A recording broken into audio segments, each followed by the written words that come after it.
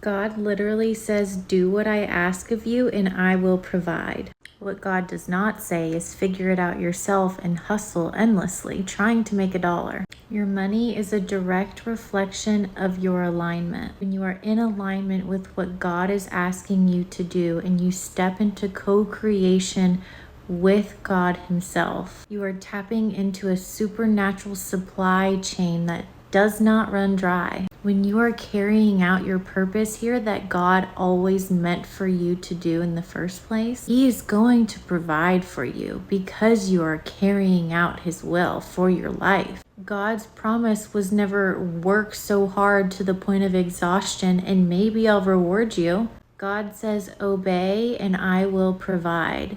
Abundance and overflow just naturally come when you're in alignment with what God needs you to do. You'll find that people struggle financially when they're trying to figure things out on their own, pursuing the paths that they chose themselves instead of walking in the assignments that God has given them. When you align with God's will for your life, even though it doesn't make logical sense, if you feel called to do something, there's a reason for it. And God is going to provide if you obey the call. The resources, the money, the opportunities, they will find you. And the incredible amount of happiness and fulfillment that you get from being in alignment with what God wants you to do, that's just a byproduct. You get to live in ultimate euphoria when you do this. Think about it. You can try going down all these routes that were never meant for you anyway and get to dead end after dead end after dead end, or maybe you get really successful and you're good financially, but you're left empty and you have no fulfillment inside. Abundance is literally our birthright. You weren't created to hustle and work yourself to the point of exhaustion. God never wanted that for you. But it takes you getting to the point of realizing that once you can surrender it to God and ask God to use you as a vessel for what He wants you to do in this life, that's when everything is going to click.